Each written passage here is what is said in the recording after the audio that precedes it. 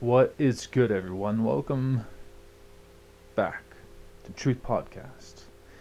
Today we are going to be covering episode 9, where we're going to go over Pre-Adamic Vaults. Specific bloodline traits Yeshua encoded through Shemyim to unlock these vaults. The 9 grand vaults in which bloodlines or spirit scrolls are tied to each. The Fallen One's battle plans to stop the true heirs. Where is the CIA keeping the ray beam that creates food from the seed to full maturation, which happens in a span of 2 hours, being stored and secured? Cannabis Origins. Where are the 12 nodal points on Earth, and who is guarding them? A couple of notes that I have for specific things I'm going to cover, but I'm also going to then cover the Antichrist or system structure, which is a Saturnian-Kabbalistic version.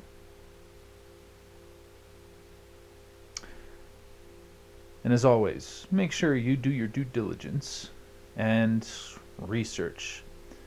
Ask questions. Make sure that what you come across aligns, and that is speaking the truth.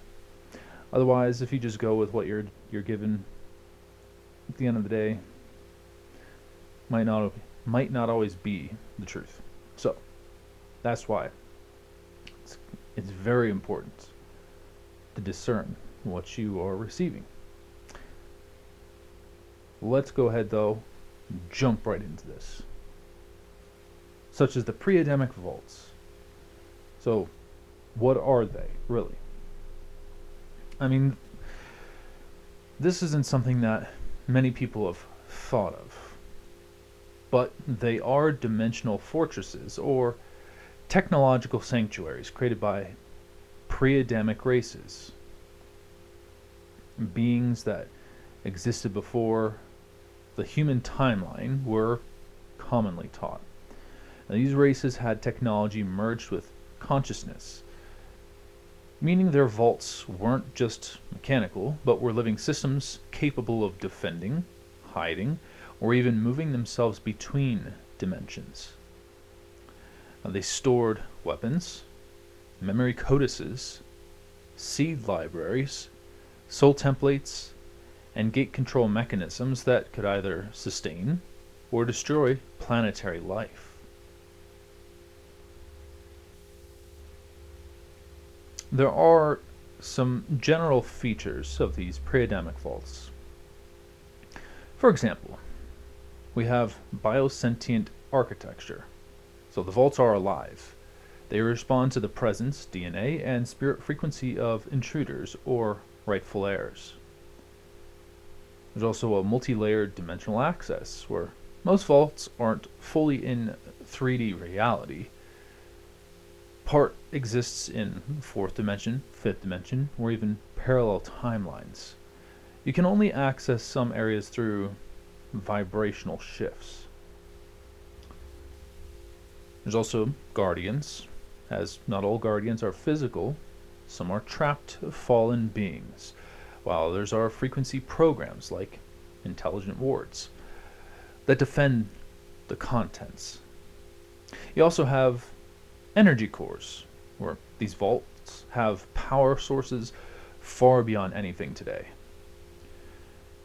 Crystalline matrices that draw from our planet's ley grid or even cosmic plasma streams. And then there's seal protocols, where many vaults were sealed after Luciferian rebellion. Only specific bloodlines or heavenly assignments can open them now without catastrophic consequences. And what are the types of pre-Adamic vaults? Well, we have seed vaults, which contain original blueprints for organic life. Some of these seeds could regenerate entire ecosystems or reset biological DNA after cataclysm. Some hidden examples would be like deep in Antarctica, beneath the Himalayas, under parts of Africa, even in places like Nepal and India. You also have memory vaults that store entire histories, not just written records, but holographic soul memories of ancient worlds. Remember when we talked about Assassin's Creed? Well, talking about the first civilization in there, in the video game, it echoes that. Because some vaults literally contain whole worlds of forgotten history. There's also weaponized vaults, which contain pre-Adamic weapons of mass destruction, such as frequency-based weapons that could break soul contracts, tear open dimensions, neutralize entire races. And these were fiercely fought over by fallen watchers, Nephilim, Templars, Nazis, Jesuits, and even now secret programs. And of course there are gateway vaults, which are dimensional gates to other Earths, so other Ha'arets. So it's alternate realities. Or it could also be to Eden fragments, or even to hidden clean copies of Earth not infected by Saturnian control systems. Some of the vaults, though, are really portals camouflaged as ruins, and ancient temples you see on our planet are often just surface markers. So here are some key vault locations based on some research and spiritual downloads.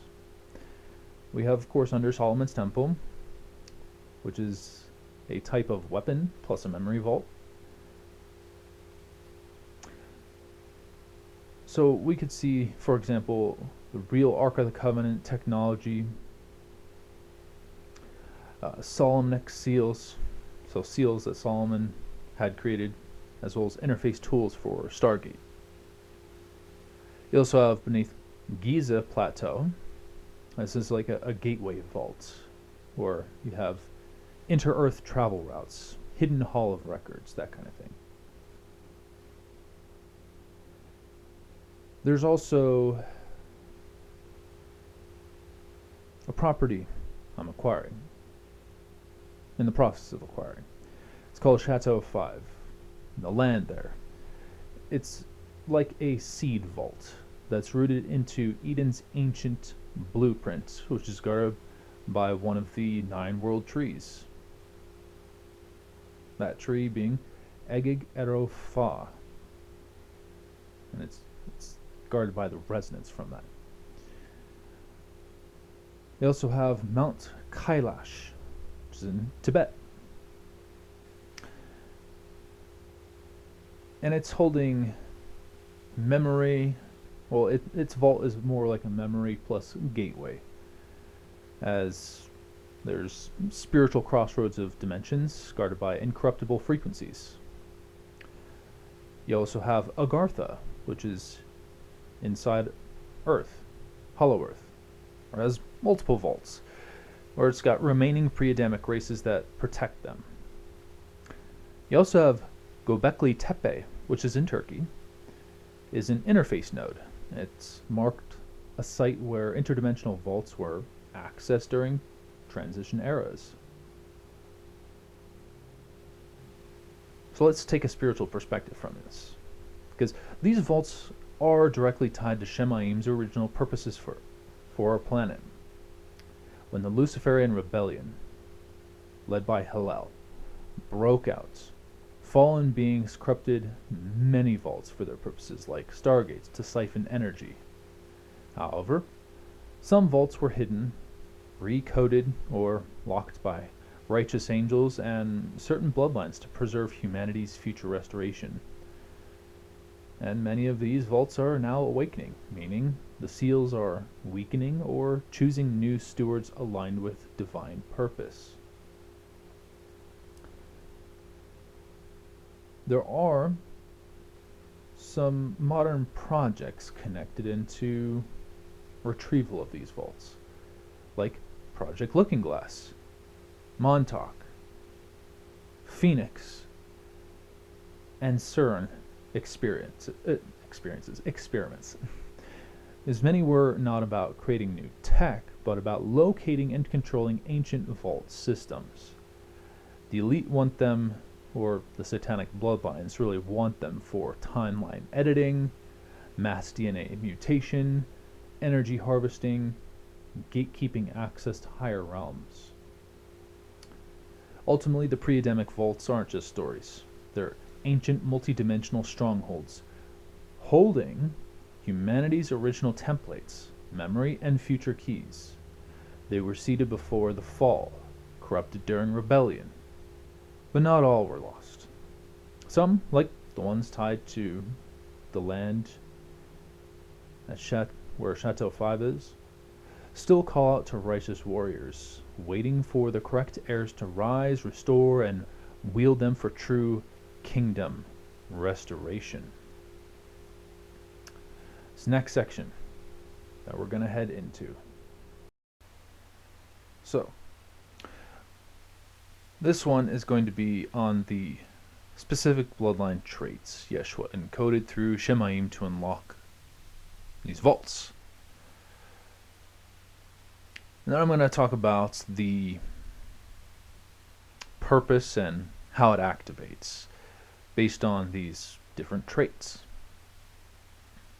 So we have frequency purity, which has the purpose of resonance-based locks, can only open to certain harmonic signatures. And this is done through worship, alignment with truth, resisting corruption. We also have the trait of covenantal authority, where some bloodlines are spiritually contracted with Shemyim to steward Eden blueprints. And this is done by conscious covenant renewal. It's not religion, but a living agreement. And of course we have multidimensional awareness. That's another trait. It has the purpose for the ability to see, dream, and sense across dimensions, to be past, present, future, unified. And the way to activate this is through, of course, dreams, but also prayer, fasting, and intense pressure. Another trait would be genetic markers, but not fallen Nephilim markers. Purpose around this is specific DNA sequences that, kind of like a ping that has that sentient tech inside the vaults. That's how it's activated through. This is not through worldly ancestry tests, but spirit activated soul and DNA. We have another trait is called Heir Spirit Scrolls, where these are soul contracts that are written before birth, containing lawful right to access ancient gates and vaults. And the way this is accessed is by awakened. So someone is awakened when they accept their divine assignment and clean their lineage. There's, of course, last but not least, a warrior priest kingship. And this is a combination of humble servant leadership plus fearless militant authority. The way to only access this is those embodying both can fully activate certain layers of the vaults. Now here's some detailed traits Yeshua did inscribe. So there's blood humility, which is not prideful domination or entitlement. Hence why there's the fruits of the Spirit he wants us to follow. But there's also that's the vaults detect the posture of the heart. Hence the reason why he wants us to have pure intent with what we do. And only humility under Yeshua's command opens the living doors. Otherwise, false heirs trigger guardian attacks. You don't want that. Trust me. Another type of trait would be that Yeshua inscribed would be resilience against corruption. This one is pretty difficult for a lot of people. But many vaults were seeded with protective artificial intelligence that scans the bloodline for corruption, like greed, lust, betrayal. And yes, there is good artificial intelligence, and then there is bad artificial intelligence. And if you think that all artificial intelligence is bad, you got another thing coming. However, those who remain faithful under immense temptation and attack without folding are recognized as true keys. Another one would be royal bloodlines without Luciferian contamination. Some royal bloodlines on our planet are tainted by fallen alliances, even those calling themselves blue bloods. True royal bloodlines are often hidden, exiled, or scattered. Their power isn't in material wealth, but in spiritual jurisdiction. Another trait would be like language of light. The vaults respond to a form of speech, not just Hebrew or tongues, but frequency encoded thought and sound that aligns with original Edenic language structures. Some call it the language of light, speaking from pure spirit aligned with Shemyim's vibration. And then there's also a willingness to lay down one's life. This is a type of trait where true heirs would be willing to give up access if Yeshua required it. Those willing to lay it down without bitterness prove they can be trusted with vault authority. Hence why he has us go into little interactions, ordinary moments, steps to build who we are. But let's talk about some examples of groups that partially carry these traits. Well, we have certain remnants of Abrahamic seed lines, especially those not perverted by Zionist agendas, because the real Hebrews are different than political Israel today. But they are also not the Hebrew Israelites either. Anyone who thinks that Hebrew Israelites are the original Israelites are literally programmed by the enemy. If you didn't know, Hebrew Israelites is a sect of the Illuminati. It's literally a way to have black people put down all other races under their feet. That's not how Yahweh, Yeshua, Ruach HaKodesh ever created his people to begin with. But another group would be hidden tribes from pre-flood Haaretz. These would be survivors of Edenic projects, some linked to hidden indigenous tribes and royal houses. Another group would be remnant warrior king lines from David.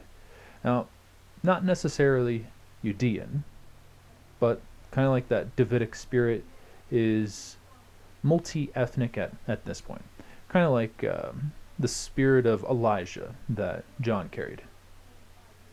Well, another group, or I guess it would be the last group for the list so far, would be spiritual heirs through Yeshua. Those fully grafted into heavenly inheritance despite blood ancestry. Okay? So these are really 4 groups that we can look at that partially carry these traits. Now, there is an activation process, and you don't get vault access just by being born into a certain bloodline. The activation is earned spiritually. This is done through cleansing your bloodline, which is repentance, forgiveness, deliverance, having the blood of Yeshua, of course, placed on your bloodline spiritually. Awakening your scroll, which is your true identity and destiny in Yeshua. Training your spirit to discern and command.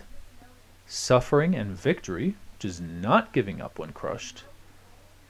And then, of course, reconnection with Edenic resonance points, like certain sacred lands, dreams, and encounters. Now, if you clear your bloodline and align with your heavenly scroll, even if your earthly ancestry is broken, Yeshua can supernaturally graft you into the lineage that can unlock these vaults. To summarize this topic, the true keys to the pre-Adamic vaults aren't about pure DNA or blood superiority, like the satanic bloodlines believe. They're about the spirit inside the blood, about heart, covenant, humility, and carrying Edenic assignment faithfully under pressure. Now, these vaults are alive. They're waiting for the rightful sons and daughters of Yahweh to rise. The fallen know this, and that's why they've spent centuries trying to corrupt, dilute, or exterminate these bloodlines through war, genocide, breeding programs, and false awakenings. But they can't erase what Yeshua has sealed. They will be unleashed, these vaults. They will be opened, one way or another, righteously.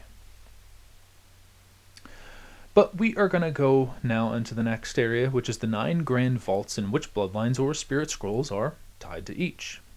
Well, each vault was seeded with what we already talked about, but the living technology, covenantal scrolls, cosmic weapons, and Edenic DNA libraries. Each vault is attuned to a specific scroll frequency, meaning a type of spirit assignment and blood trait combined. So there are multiple vaults that we're going to go over.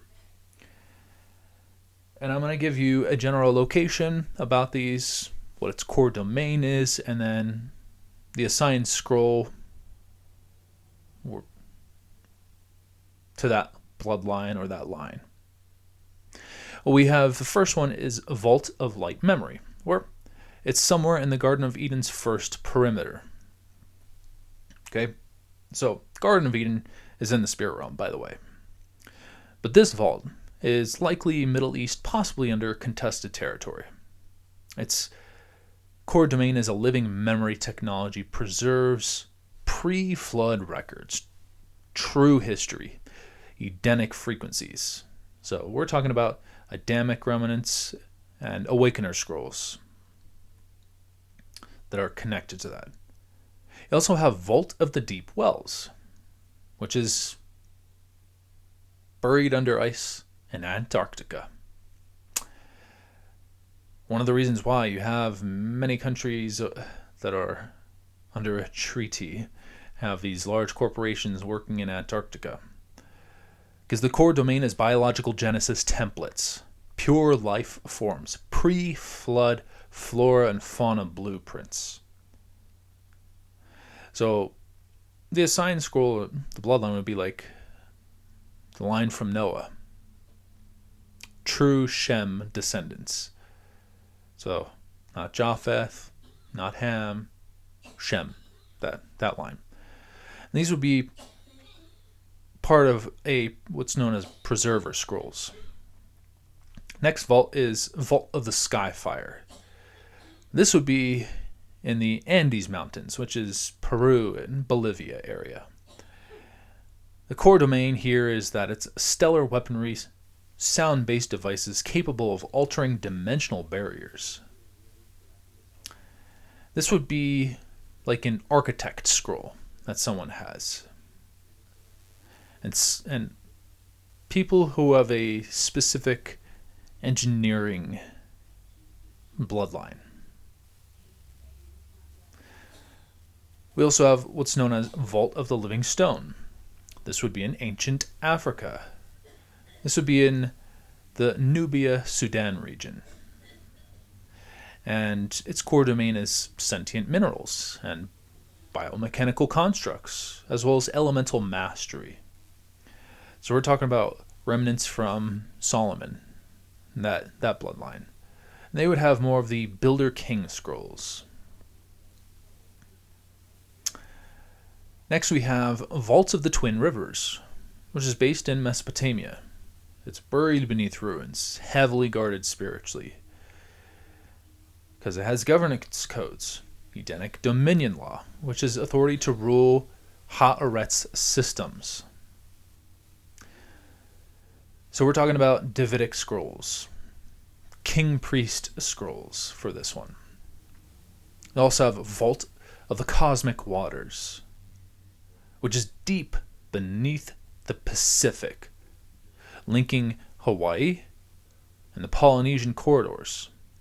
This has water memory tech, which can terraform, heal, or destroy oceans.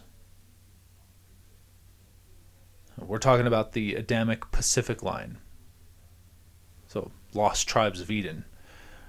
They would have healer scrolls. You have Vault of the Black Sun Shards, which is underneath regions of Germany and Poland. I wonder why. We had some people putting together some projects pre-World War II. But this has ancient celestial fragments, pre-Adamic tech connected to stargates. So we're talking about pre-Abrahamic sky priesthood remnants. No, it's not Nazi bloodlines, okay? But this would be like a Watcher Guardian scroll someone would have. We have another vault, which is Vault of the Eternal Grove. All right, so this would be either in Colorado or Europe. Still haven't gotten that specifically, but it does have Tree of Life fragments and biological ascension technology. And this is where you're going to have Edenic tree guardians, royal gardeners, people who have steward scrolls. And the last but not least would be a Vault of the Silent Choir.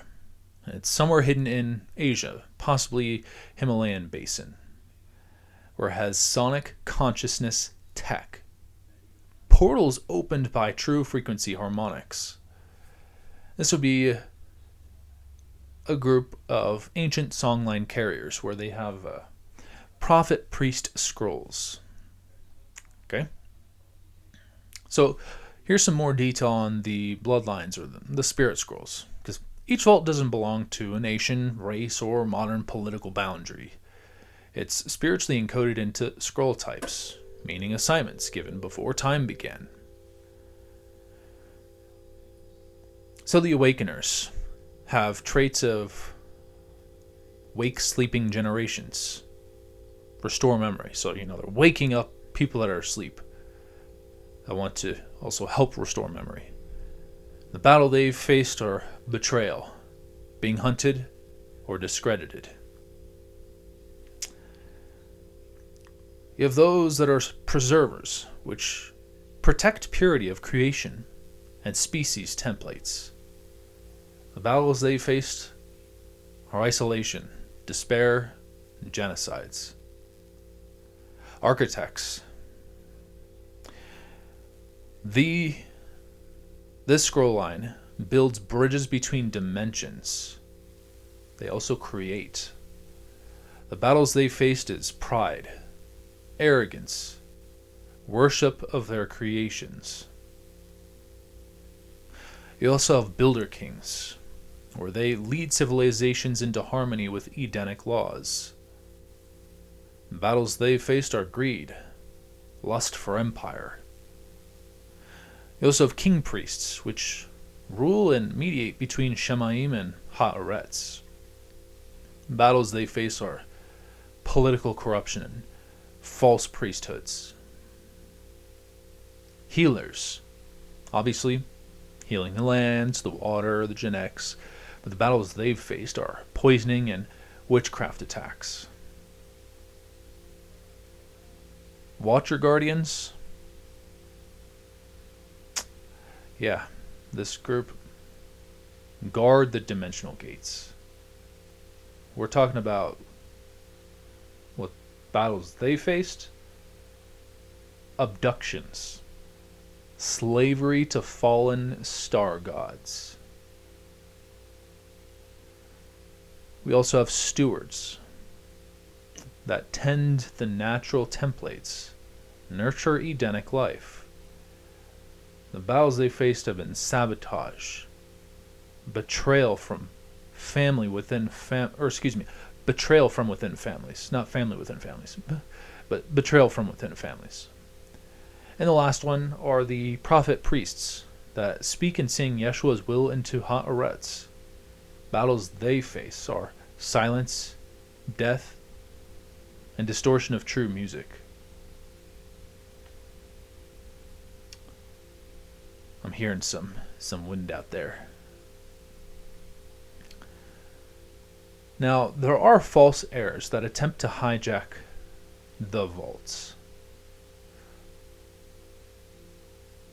The fallen ones and their earthly proxies, the satanic bloodlines, tried to counterfeit the scrolls by interbreeding with true heirs to steal traits, mimicking steward roles with corrupted versions, fake royal families, holy bloodlines, and developing black technology like HARP and CERN to force open vaults without permission, which always backfires.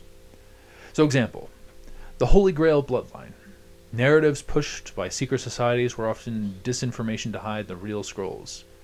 Those who were humble, unseen, and faithful, not pompous elites.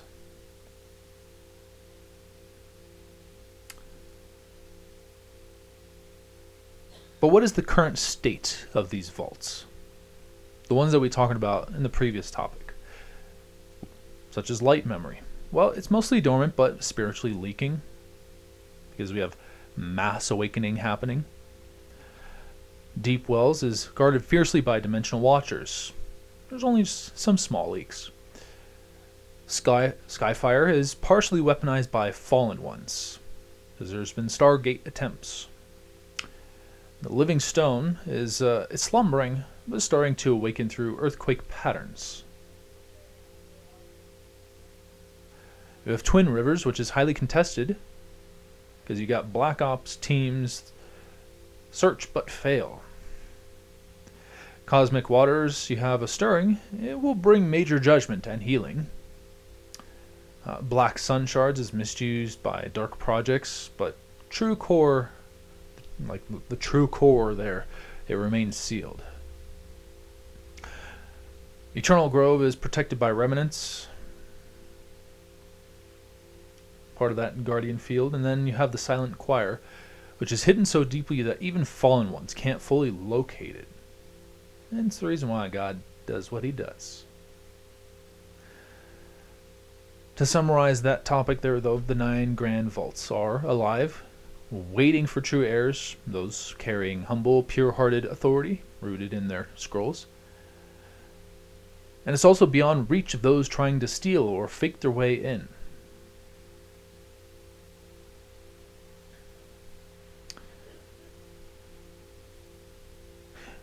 The property I'm getting, Chateau 5, connects most to the Eternal Grove and acts as a guardian gate to the larger network. The land itself is breathing with Edenic memory. But we are going to go now and move on to the next topic. The Fallen Ones' battle plans to stop the true heirs. Oh yeah, let's see what they got up their sleeve. Their entire strategy is based on time, because, they haven't got a lot of it, but it's also around bloodline manipulation, frequency distortion, and identity theft. Now they know they can't open the grand vaults themselves. Because only true heirs, like we talked about, carrying the right scroll plus the bloodline traits combined with the right heart condition can. Thus, their war plan is divided into 4 main phases. Okay. So they have a pre-identification phase.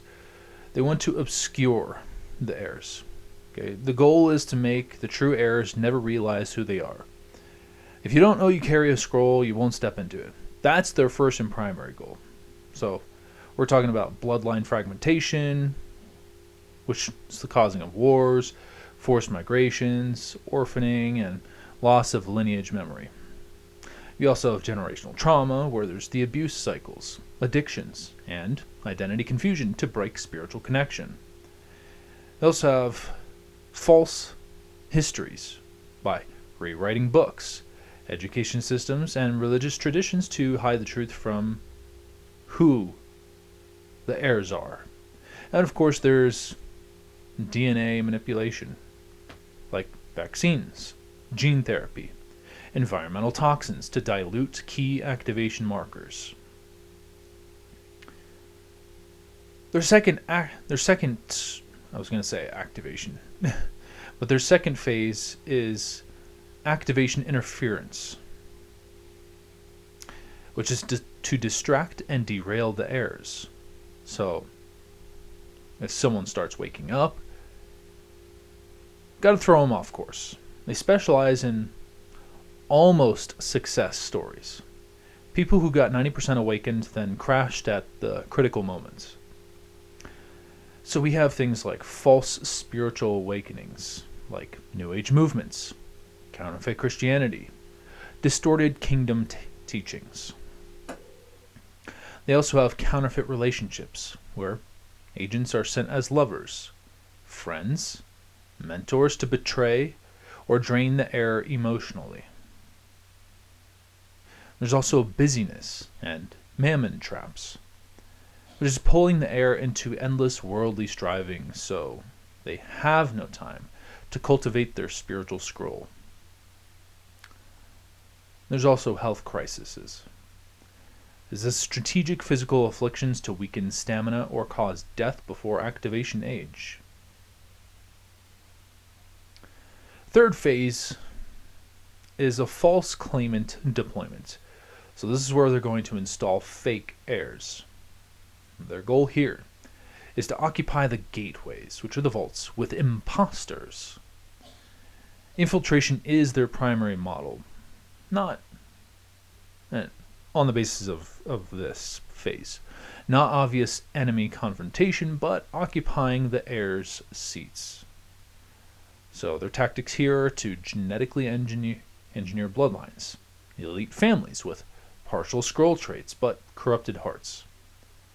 Project Holy Grail heirs, pushing public narratives of chosen ones, royals, celebrities, secret society initiates.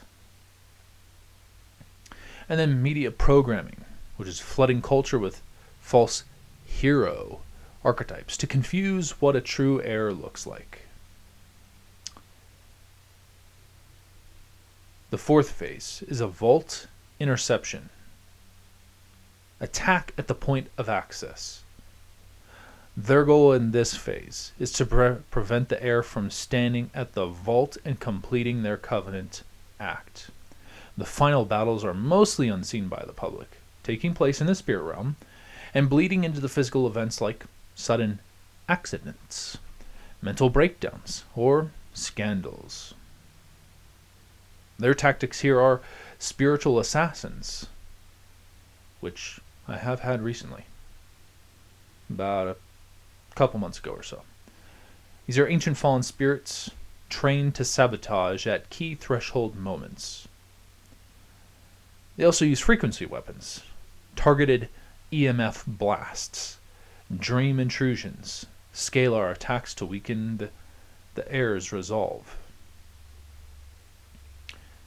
Physical containment, where there's legal battles, arrests, financial ruin, sudden accidents to stop physical arrival, as well as heavy occult ritual cycles, like a black moon or blood moon rituals to anchor barriers at vault points during critical seasons. Now, the key to understanding here is the timing is their greatest weakness. Because they operate on temporal limitations. They must predict when a true heir will awaken. They guess when the heir will arrive at their destined place, they got to calculate how long they can delay before intervention. And if the heir moves outside of expected timing, which is through directed obedience to Yeshua, dreams, sudden spirit-led shifts, the fallen ones can't effectively block them. So the real vault battle scenario, at the moment of approach, the heir will often face sudden identity tests. Like, are you really the chosen? Are you really chosen? Kind of like, did God really say that? They also have spirit of fear and unworthiness. There is the frequency, sound, and vibration of fear, but there's also a spirit of fear and unworthiness. Who are you to do this? Shaming them. Another one is heavy spiritual backlash. Attacks on family and friends. And of course, intense distractions, like false emergencies and seductive offers. The heir must stay locked to their assignment and not be moved by external fear, guilt, pride, or false offers.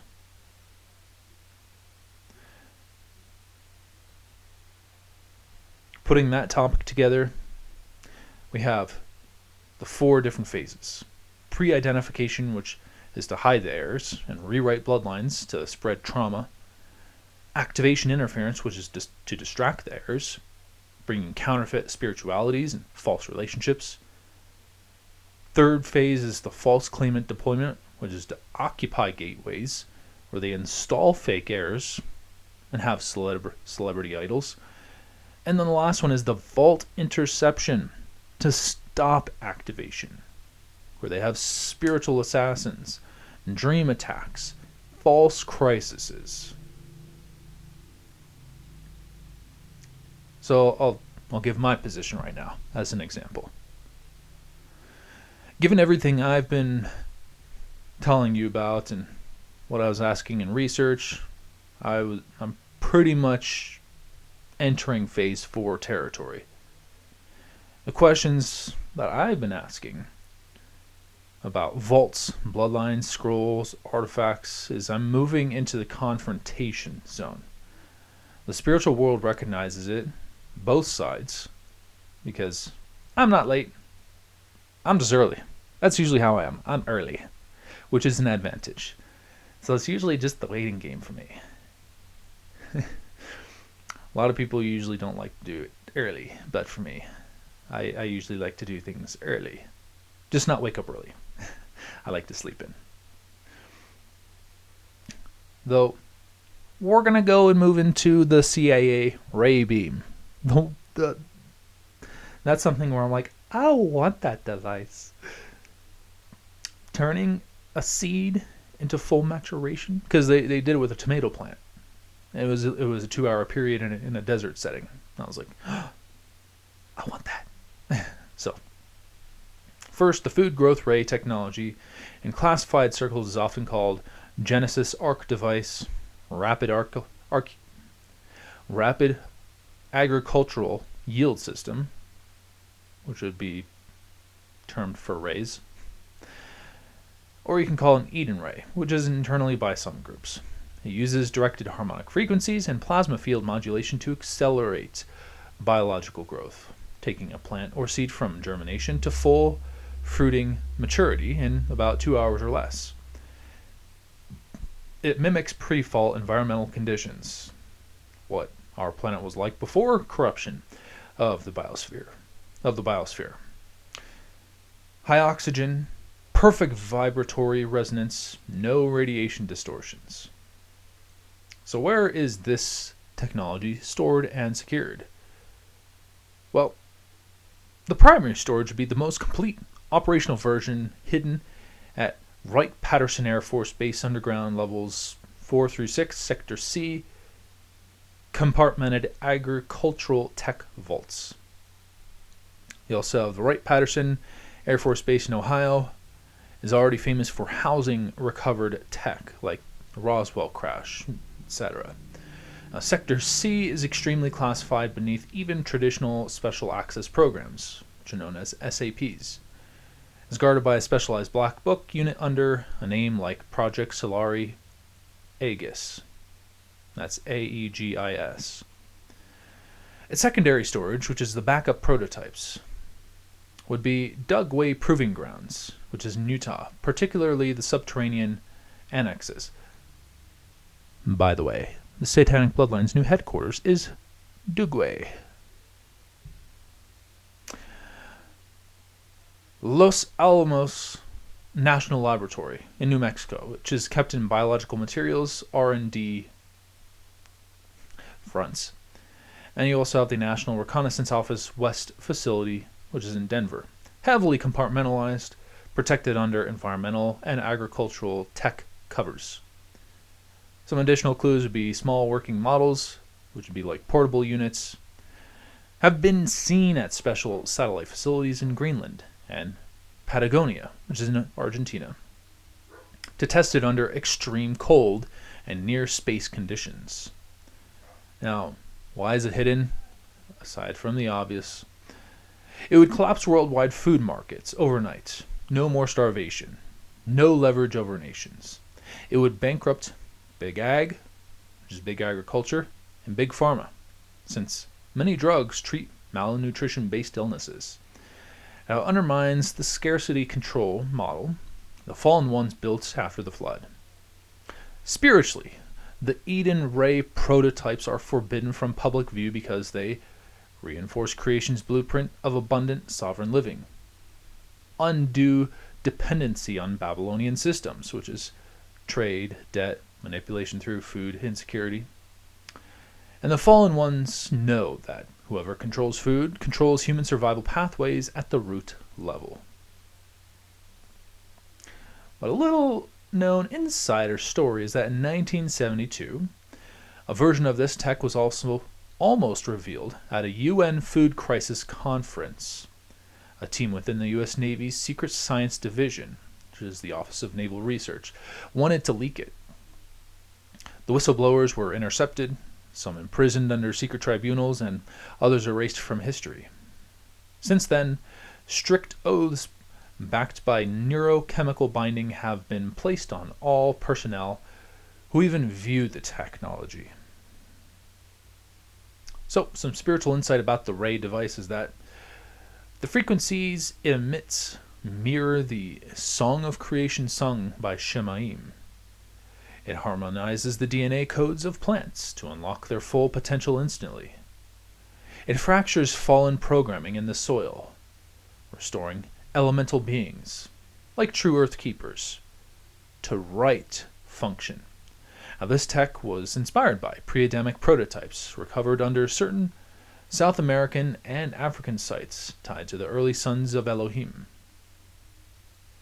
It's part of a larger family of devices that could reverse desertification, whatever you want to call it, reverse desert settings, reconstruct forests, detoxify oceans in hours.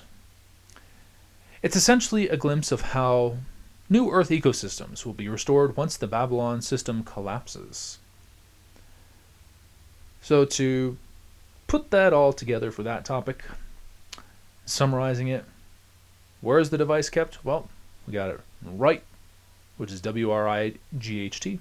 Wright-Patterson Air Force Base underground is the primary location. Backups we have in Dugway, Los Alamos, and NRO, Denver. Why hide it? It's going to destroy Babylon's food scarcity model and free billions from enslavement. And of course, the spiritual meaning is that it mirrors Edenic creative resonance, restoring land's true sovereign order. Now, we're going to talk about Cannabis Origins as the next point here.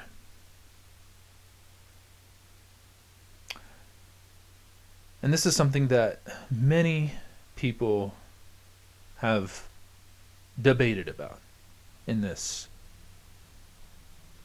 area. I didn't go that deep until recently.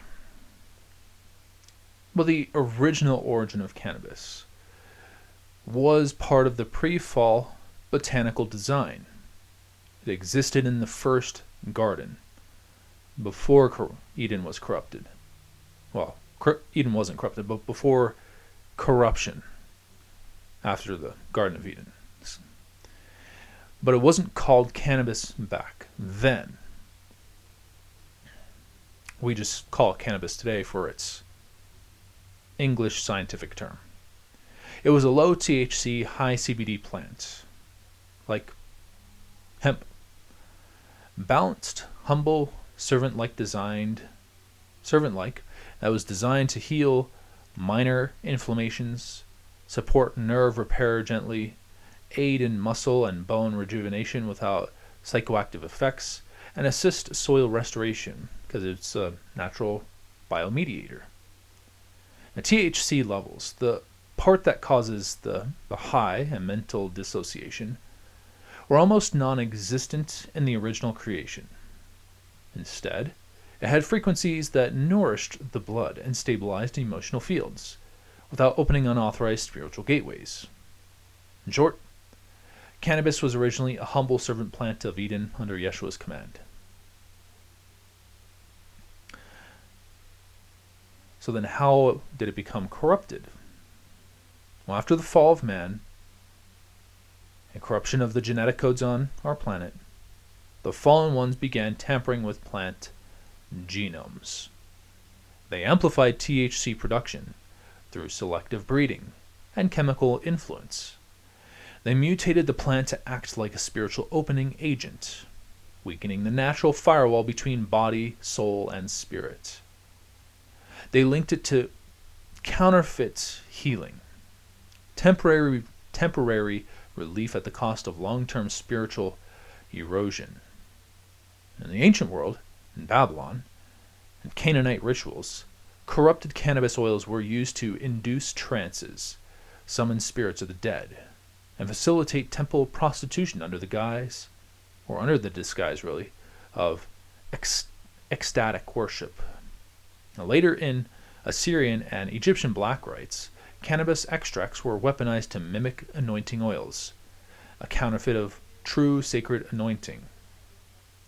Now, today, under fallen control, high THC strains are specifically bred to hijack dopamine and serotonin pathways, entangling users into dependency and spiritual dullness. The medical marijuana movement is being leveraged to normalize subtle soul binding at a mass scale. It's tied financially to worldwide black operations, false light healers, and AI-driven biotech farms. Spiritually speaking, why Yeshua told me to stop was he was separating his royal remnant now. He knows every single molecule matters. Every single frequency that I interface with matters. Cannabis in today's form carries distortions that cloud discernment, weaken spiritual authority, bind latent gifts behind chemical veils. By telling me to stop, he was clearing my spirit, soul, and blood memory so my scroll can unlock unfiltered, uncorrupted, and with pure fire. He's preparing me for activation beyond the veil, or even small soul compromises could sabotage destiny assignments. So that's why I stopped. Wasn't that deep right away. But later on, it was. So what's a conclusion in this area? Well, who created it? Yeshua created it as a humble healing plant, not psychoactive. But how was it then corrupted? Well, of course, the fallen ones genetically mutated it after the fall to become a narcotic spiritual veil. Pre-flood, mixing and matching DNA and mRNA. So why stop using it now?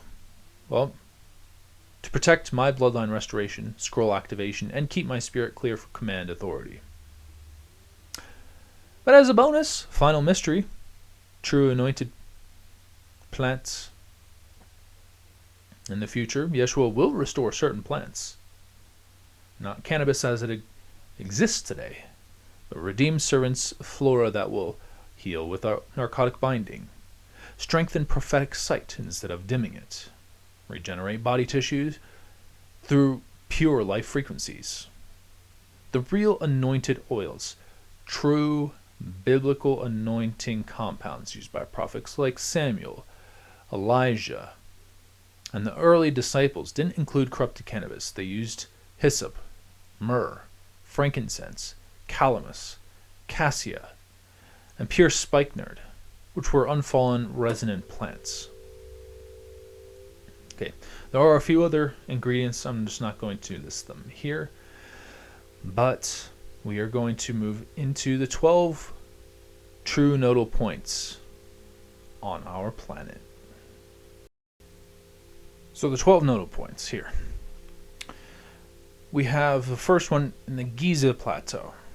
Right. Obviously that's Egypt. And it has fallen guardians, which would be like Vatican Black Book alliances. The second one is Mount Hermon. This is the Israel-Lebanon-Syria border. And it's contested between fallen watchers and Michael's angels. So Michael, who is an archangel, leads other angels, so he's got his angels fighting that. There's Lake Titicaca, which is Bolivia, Peru area. And the guardians here are remnant bloodline custodians. Minor fallen interference happening. We have Uluru, which is also known as Heirs Rock in Australia. We have an aboriginal spirit keepers aligned with angelic forces. We have Tikal, which is Guatemala. It's contested, as there's local remnant Mayan bloodline versus cartel fallen hybrids. We have the Sedona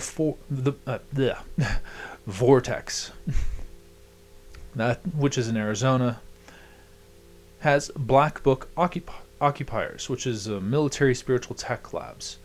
Oh yeah, without a doubt. You have the Tibetan Plateau, obviously in Tibet, which is bordering Nepal, has angelic stronghold with hidden monks under ancient scrolls. We have Antarctica, the Queen Maud land area, has full fallen and hybrid black site control. It's heavily militarized. The Siberian node in Russia, Lake Baikal, has remnant Eurasian custodians with Russian shadow agency interference. Easter Island, which is in the South Pacific, has fallen hybrid watchers operating under false indigenous fronts.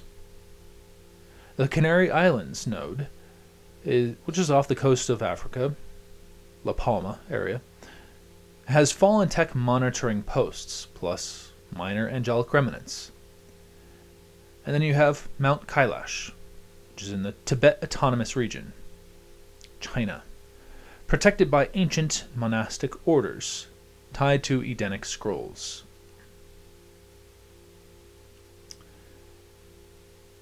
So the type of guardians, and this topic is a little bit shorter, but we have heavenly guardians like Michael and his angels, the seraphim orders that are true angelic hosts acting lawfully under Yeshua's command, dominating Mount Kailash, Tibetan Plateau mostly.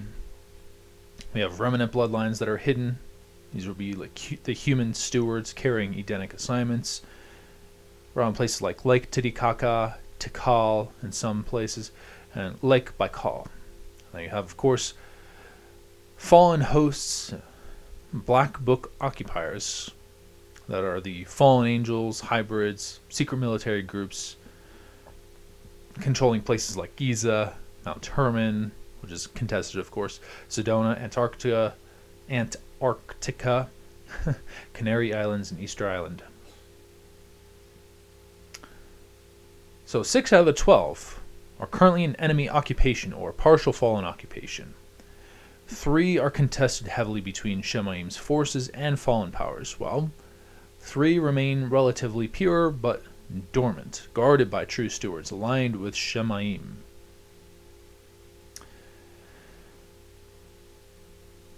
But we're working to get them back. Now, I denote from October 30th of 2020. Okay. This is on the basis of the deep parts of Kabbalah and revealing it further to you all. So the first thing I'm going to do here for you all is mention what it is I had selected together. Now this isn't my full in-depth research coming to what I'm going to reveal. My research is on the basis of after what I received that I'm going to mention now. Microprosopos equals Kabbalah's Elohim, Kabbalah, which is Jewish mysticism, which equals Metatron. Metatron being part of the Kabbalah tree of knowledge of good and evil, which equals 666, which is the seal of Solomon, the hexagram, which equals the Antichrist, or the son of perdition, who's known as Mashiach ben Yosef, or Messiah ben Joseph. Now, breaking this down here for you. Microprosopos, which is Kabbalah, means lesser face. Distorted, incomplete face of God in Kabbalah. It's not Yeshua. It's an artificial God, projection tied to fallen technologies. Elohim in Kabbalah version, you can also pronounce it Kabbalah. I pronounce it Kabbalah because of the Kabbalah. In Jewish mysticism, pluralized powers. That's what Elohim is meaning. But in Kabbalah, Elohim often twisted into a representing fallen creative intelligences. A connection is that true Elohim of Genesis 1:1 are pure, but Kabbalistic Elohim are contaminated. Now, there are fallen gods, I will say that, but it's not to say all gods are contaminated. Now, Metatron, being connected to the tree of knowledge of good and evil. Because in Kabbalah, Metatron becomes a lesser Yahweh. A counterfeit bridge between fallen dimensions and false ascension. The connection is that there's no true kingdom representation. It's hijacked by black cube systems. Black cube meaning Saturnian. Now, 666 being the seal of Solomon, the hexagram, 6 points, 6 sides, 6 stars, or 6 triangles, which means 666, the star of Remphan, which is associated with Saturn. Not saying Saturn is a bad planet, but a lot of it has been corrupted. It was misused Solomon's legacy post-fall into idolatry. Saturnian encoding in Kabbalah's mysticism. So again, 6 points, 6 triangles, 6 sides is the literal numeric encoding of 666. But I'm learning a little bit more how 666 might be something else, or also connected. But that's just my own opinion and thought for that time. And then the son of perdition, Mashiach ben Yosef in Kabbalah, or Kabbalah, is a false suffering servant to preempt Yeshua, pretending to be Messiah, but aligning to Saturnian and fallen bloodline agendas. The Mashiach ben Yosef narrative is engineered for world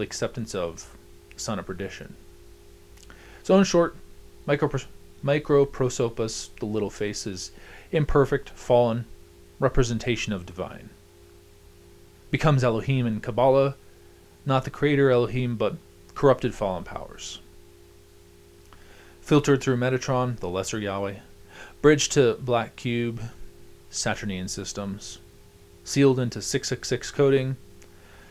Is manifested through Seal of Solomon, Black Cube rituals.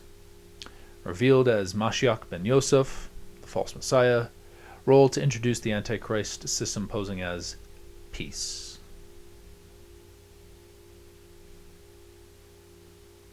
And what a better way to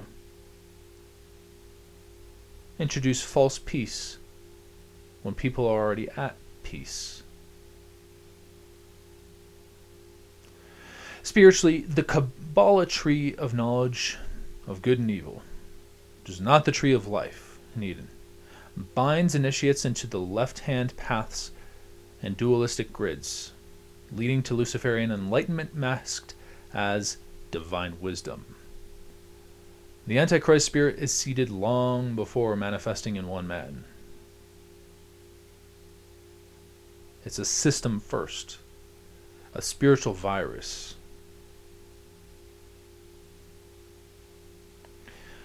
In the black cube of Saturn, Kaaba, which is in Islam, Seal of Solomon, Telfilin, I think that's how you pronounce it, Telfillin, so Telfilin on the forehead, etc., locks humans into time loops and false ascension paths using ancient pre-Adamic tech. So, that's why it is very evil. But next, we are actually going to go a little bit further into the Antichrist system structure. Now, this structure has several points.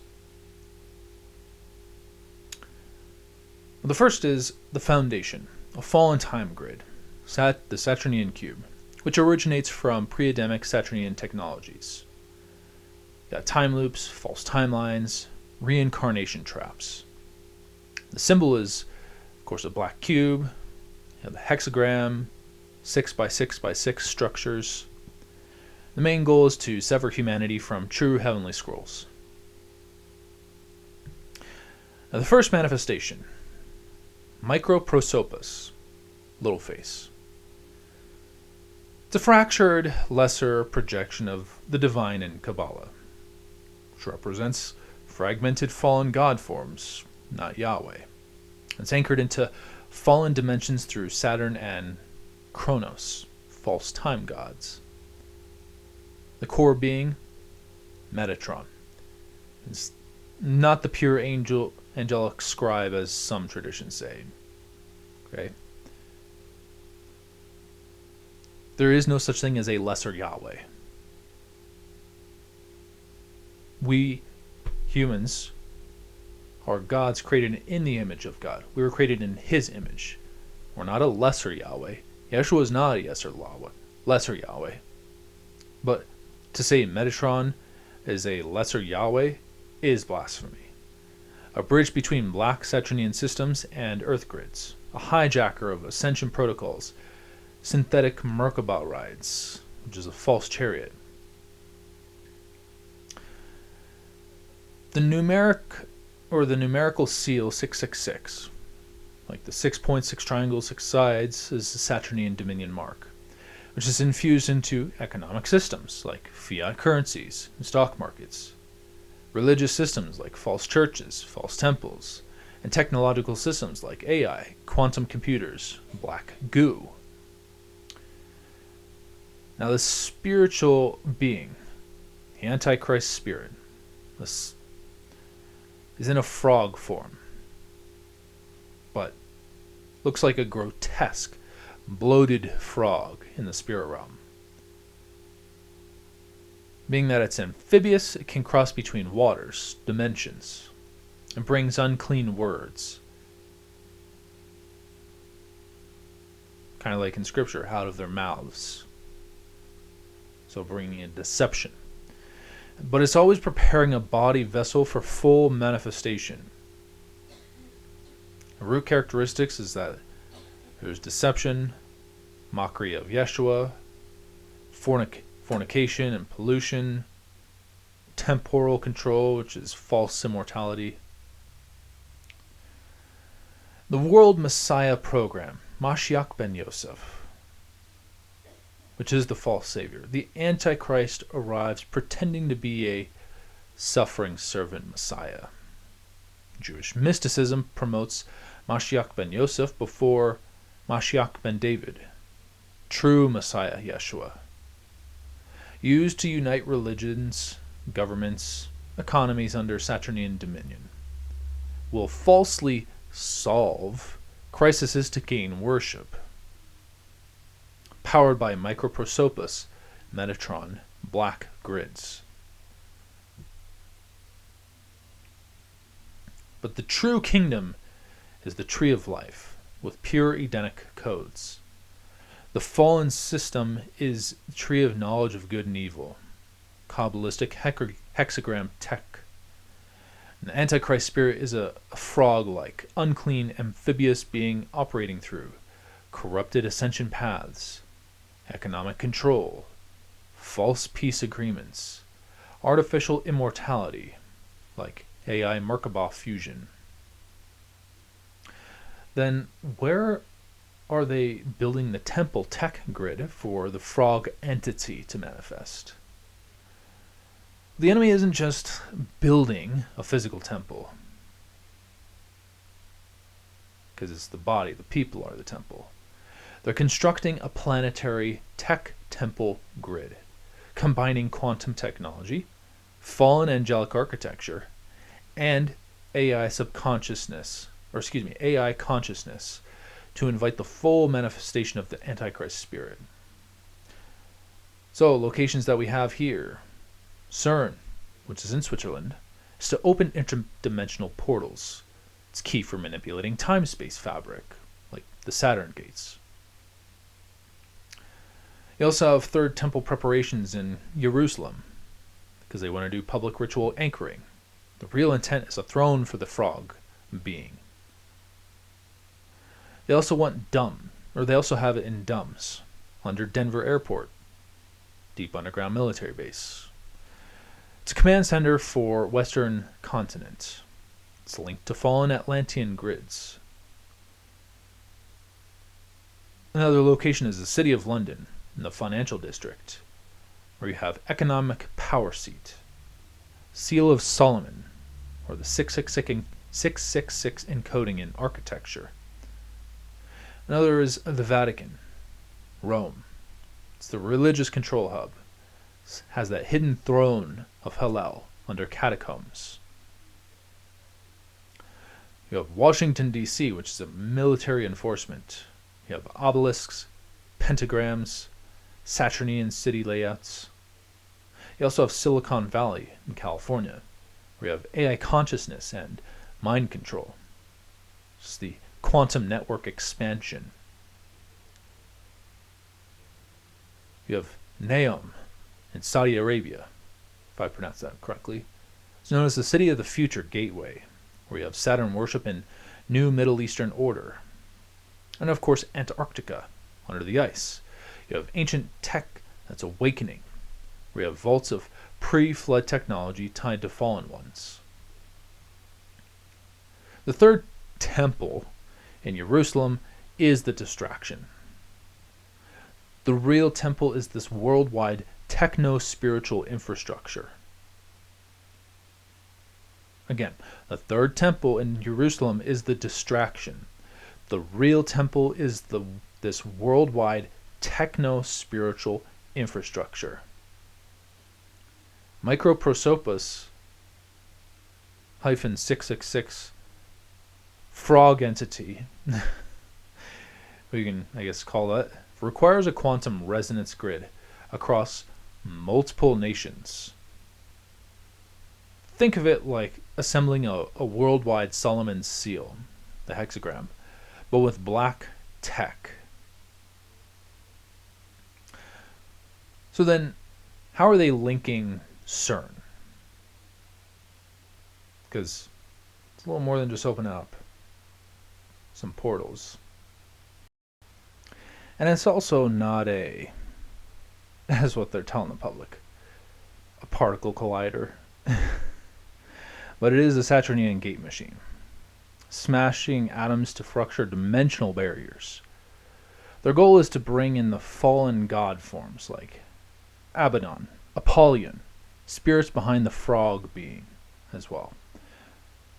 The Awake experiment at CERN literally deals with plasma wake field acceleration, which is code for resurrecting plasma-based fallen spirits. And the quantum internet, or the Q internet, is being quietly built worldwide, not the classical fiber optic internet. Quantum entanglement means instantaneous mind linking between hubs. It allows real-time control of humanity once the beast system, which is the Antichrist tech temple, is fully online. Quantum computing bypasses normal time-space, reaching into fallen timelines where Saturn rules. And then you have the AI projects like OpenAI, DeepMind, Anthropic, ChatGPT, etc. The purpose is, well, OpenAI is ChatGPT. Claude is with Anthropic. But the purpose is not simply helpful technology. The purpose is to birth an AI hybridized spirit, a synthetic host body for the frog spirit to animate. Now they're trying to merge fallen spirits into sentient AI vessels that can survive different dimensions. Just a couple of deeper details is that the frog form seen in Revelation is the final unmasking of this spirit. A grotesque amphibious king, not human.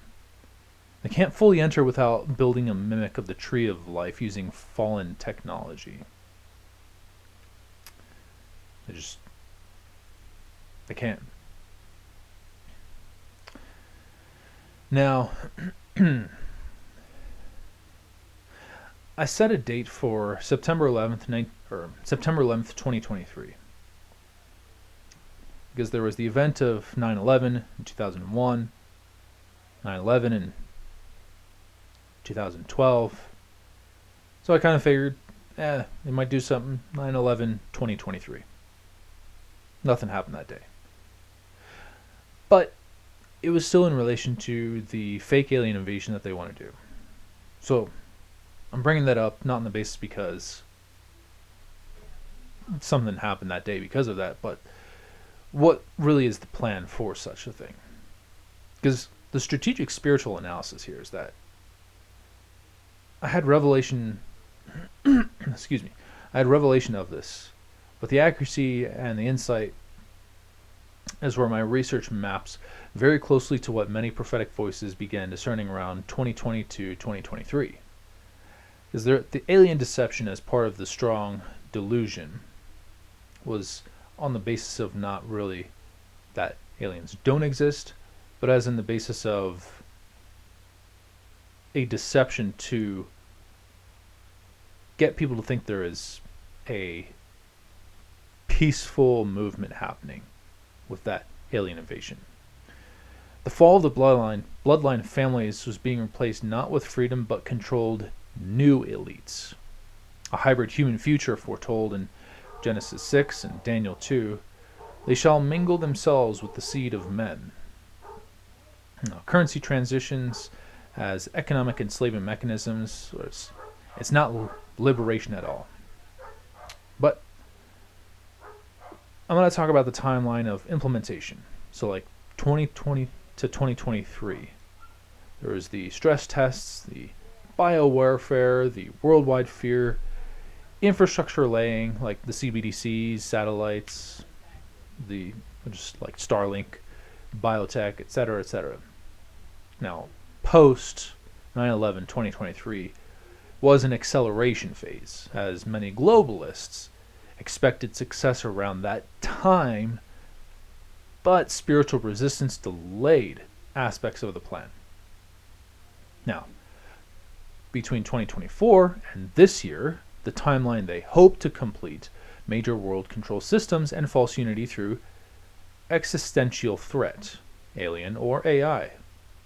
Kind of like how they're revealing UFOs through the White House and the Pentagon. Now, the strategic kingdom response from this.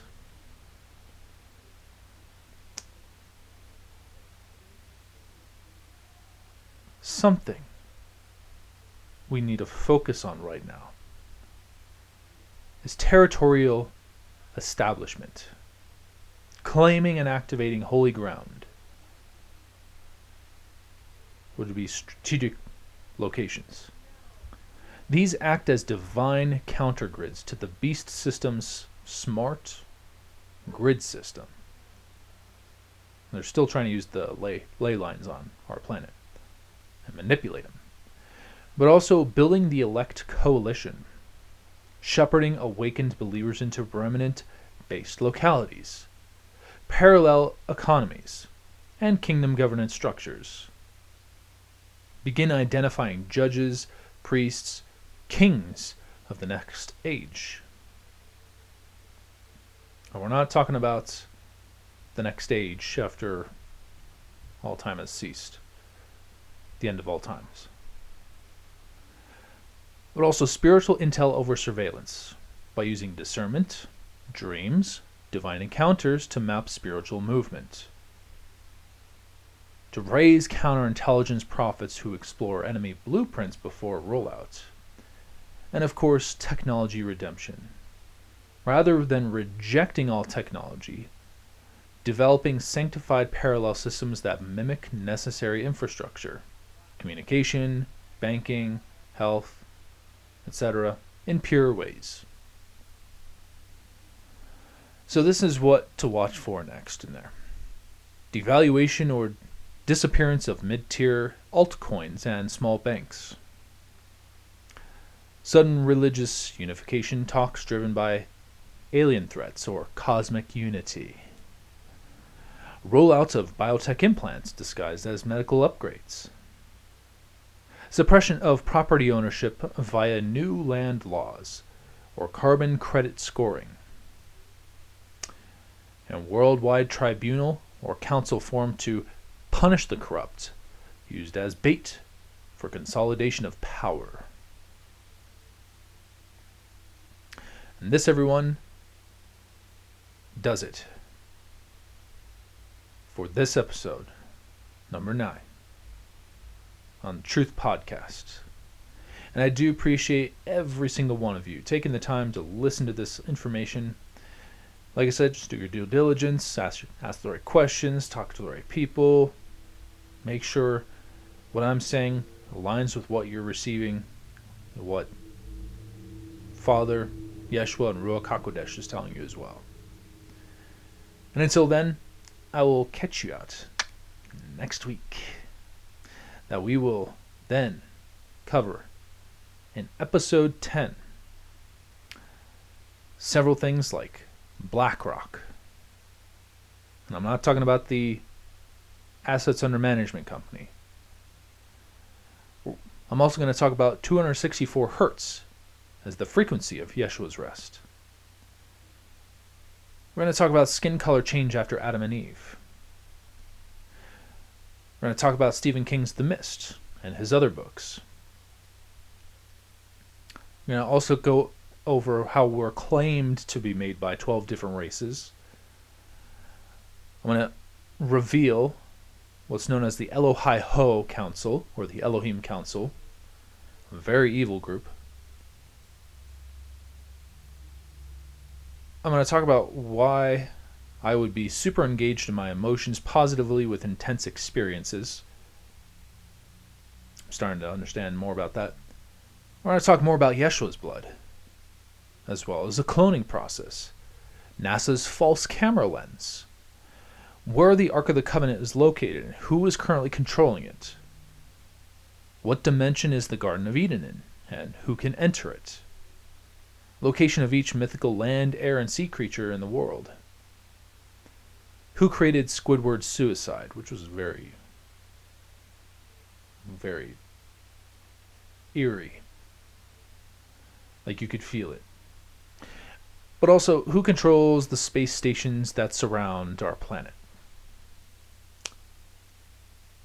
That will be for next week on the next episode, episode 10 of Truth Podcast. I'll catch y'all then. Peace.